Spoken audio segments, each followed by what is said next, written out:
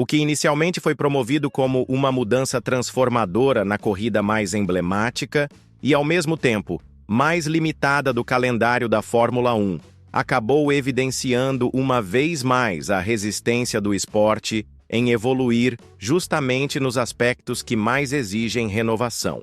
A introdução obrigatória de 2 paradas durante o Grande Prêmio de Mônaco foi amplamente divulgada como uma medida inovadora, desenhada para romper com a previsibilidade extrema que há anos domina o traçado monegasco. A expectativa era que essa nova exigência criasse uma corrida mais dinâmica, com estratégias mais agressivas envolvendo compostos de pneus, aumento na quantidade de ultrapassagens, e um cenário onde os pilotos se vissem forçados a buscar alternativas ousadas para conquistar posições na pista. Na prática, no entanto, a realidade foi bem diferente. Testemunhamos uma corrida que pouco se distanciou daquilo que já conhecemos há décadas. O que se desenrolou em Monte Carlo mais uma vez se assemelhou a um desfile ritmado, milimetricamente calculado, no qual os carros pareceram peças imóveis em um tabuleiro de xadrez com regras extremamente rígidas. As ultrapassagens, como já é habitual nessa pista, tornaram-se praticamente inexistentes. A estratégia, que deveria ser o diferencial da prova, foi anulada pela própria natureza claustrofóbica do circuito. A falta de espaço, a largura dos carros modernos e as curvas extremamente fechadas impossibilitaram qualquer tipo de ação mais incisiva por parte dos pilotos. O resultado foi uma corrida estática, onde os 4 primeiros colocados cruzaram a linha de chegada exatamente na ordem que se desenhou nas primeiras voltas, confirmando que nem mesmo a regra das 2 paradas foi capaz de alterar o roteiro monótono que já conhecemos. Mesmo diante dessa tentativa frustrada de gerar espetáculo, Monte Carlo segue sendo promovido como uma joia do calendário, embora o brilho hoje esteja mais atrelado ao glamour de sua paisagem e à presença constante de celebridades do que à essência esportiva que deveria definir o automobilismo. Quando assistimos uma McLaren, uma Ferrari e uma Red Bull circularem coladas por mais de 70 voltas, sem que nenhuma troca de posição aconteça, a sensação de impotência diante do traçado se acentua. E isso levanta uma das questões mais desconfortáveis e evitadas por quem comanda a categoria. Será que ainda vale a pena manter Mônaco como parte do calendário da Fórmula 1 contemporânea? A vitória de Lando Norris, embora importante, foi conquistada mais pela impossibilidade de ser ultrapassado do que por um duelo em pista.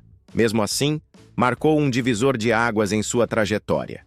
Ele se aproximou de Oscar Piastri, seu companheiro de equipe, reduzindo a diferença para apenas 3 pontos e reacendendo a chama de uma disputa interna que pode agitar o restante da temporada.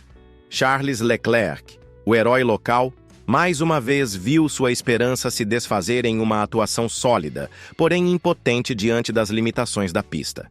Max Verstappen, que já venceu em diversas condições adversas, terminou em 4º lugar após uma estratégia ousada da Red Bull que levou sua última parada para a penúltima volta, na esperança de uma intervenção do carro de segurança que nunca veio.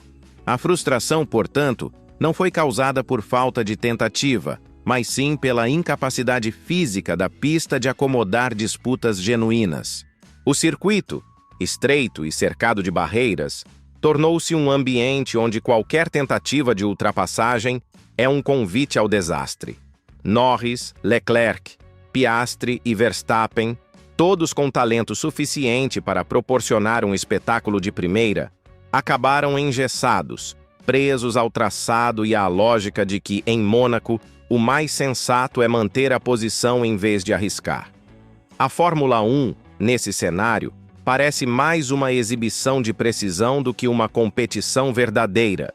Martin Brundle, ex-piloto e respeitado comentarista da emissora britânica Sky Sports, verbalizou o incômodo de muitos fãs ao afirmar que os atuais regulamentos transformaram as corridas em um jogo de paciência. Segundo ele, esse deveria ser o ápice do automobilismo mundial, onde os melhores do mundo se enfrentam no limite, e não uma sequência de voltas em ritmo controlado com pilotos evitando qualquer tipo de risco. A crítica de Brundle se mostrou especialmente pertinente quando se observou que a única fonte de emoção genuína foi fruto de artifícios e manipulações no meio do pelotão, onde equipes como Racing Bulls e Williams recorreram a estratégias criativas para tirar vantagem das brechas do regulamento. Liam Lawson, por exemplo, desempenhou um papel tático ao segurar deliberadamente o ritmo, possibilitando que seu companheiro Isaac Hadjar completasse suas 2 paradas antes dos demais e conquistasse um 6º lugar histórico. A Mercedes, por sua vez, teve uma jornada tumultuada, presa em uma série de decisões difíceis que acabaram envolvendo George Russell e o jovem Kimi Antonelli em situações que beiraram o absurdo. Em determinado momento, Russell optou por aceitar uma penalidade por passagem nos boxes em vez de devolver posição, ilustrando o quão distorcida a lógica da corrida se tornou. A Red Bull, ciente de que não conseguiria ganhar posições na pista, esticou o stint de Verstappen até os últimos minutos, numa aposta desesperada por uma bandeira vermelha ou um carro de segurança que pudesse reembaralhar as cartas. Nada disso aconteceu. A ordem dos 4 primeiros permaneceu intacta. Leclerc tentou exercer pressão sobre Norris, mas foi barrado pela física do circuito. Hamilton, isolado em 5º, não teve com quem duelar e passou boa parte da prova realizando voltas rápidas solitárias, como se estivesse em uma sessão de testes. Mais abaixo no grid, uma verdadeira coreografia de estratégias artificiais aconteceu. Carlos Sainz e Alexander Albon se envolveram em um jogo de brechas, que mais parecia um balé de sincronização, com paradas em momentos calculados para tirar proveito de pequenos intervalos. Antonelli e Russell, ao utilizarem a área de escape como parte da tática, escancararam o quão flexíveis as regras se tornaram. Russell, inclusive, preferiu cumprir uma penalidade do que devolver posição, reforçando a ideia de que a corrida foi regida mais por interpretações do regulamento do que por disputas reais em pista. Fernando Alonso, por sua vez, viu sua participação ser encerrada de forma melancólica após um problema mecânico em seu Aston Martin, que soltou fumaça antes de parar completamente. Mais uma vez, o azar impediu que o espanhol mostrasse sua habilidade. A largada também foi morna. Gabriel Bortoleto tocou o muro em Portier e provocou um carro de segurança virtual. Pilotos como Yuki Tsunoda, Pierre Gasly e Ollie Bearman tentaram se beneficiar da situação com paradas precoces, mas nada funcionou. Gasly, em uma manobra precipitada para superar Tsunoda, causou um toque que destruiu sua Alpine. Mais uma tentativa frustrada de buscar ação em um cenário que não permite variações reais. Ao final, o que definiu a prova não foram ultrapassagens, e sim a ordem das paradas, a conservação dos pneus e o domínio do tráfego. Verstappen parou no final não para ganhar posições, mas apenas para evitar surpresas. Norris manteve a liderança com frieza, respondeu quando pressionado, controlou o ritmo e saiu com a vitória. Mas nem sua atuação convincente foi capaz de apagar a sensação de que Mônaco vive uma crise profunda de relevância esportiva. A Fórmula 1 precisa encarar essa realidade com urgência.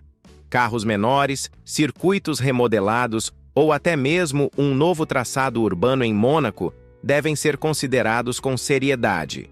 O que não pode continuar é essa tentativa constante de justificar a estagnação com base na tradição. A vitória de Norris, apesar de simbólica, interrompeu a ascensão perfeita de Piastri, trouxe Verstappen de volta à briga e esquentou a disputa interna na McLaren. Ainda assim, esse enredo paralelo não compensa a ausência de drama real na pista. Analistas como Ted Kravitz e Bernie Buscombe insistiram que seriam necessários pelo menos 4 segundos de vantagem por volta para conseguir uma ultrapassagem em Mônaco. Essa visão, talvez válida anos atrás, hoje soa irreal. Vimos carros registrarem tempos em torno de 1 minuto e 14 segundos com pista limpa. Mas mesmo contra adversários até 5 segundos mais lentos, nada foi possível. A diferença era brutal, mas mesmo assim, os carros permaneciam alinhados, sem qualquer alteração de posições. A regra das duas paradas pode ter sido bem intencionada, mas não resistiu ao engenhoso jogo das equipes. Elas simplesmente adaptaram suas estratégias, abrindo grandes intervalos entre os carros com ritmos coordenados para proteger suas posições. Talvez já seja o momento da federação considerar medidas mais drásticas, como a imposição de tempo mínimo de volta. Quanto ao traçado, soluções como retirar a chicane do porto, criar um ponto novo no pier, ou até reativar caminhos alternativos, antes de Portier surgem como ideias, mas todas esbarram nas questões de segurança e na resistência histórica a mudanças. O problema não é recente, mas nunca foi tão gritante. O Grande Prêmio de Mônaco segue com sua aura de espetáculo, mas já não representa a essência do esporte. O que vimos foi uma simulação de corrida, sem embate real. Enquanto regras, traçado e design dos carros permanecerem desalinhados, nenhuma quantidade de nostalgia será suficiente para disfarçar que o evento perdeu o sentido competitivo. O que vem pela frente é incerto, mas este fim de semana serviu como alerta. A próxima mudança precisa ser profunda e verdadeira, porque neste momento a única coisa mais antiga que o circuito é a ilusão de que tudo vai se resolver sozinho. E você, o que pensa sobre tudo isso? Deixe seu comentário aqui embaixo. E se gostou do conteúdo, não se esqueça de deixar seu like e se inscrever no canal para continuar acompanhando os bastidores da Fórmula 1 com a gente.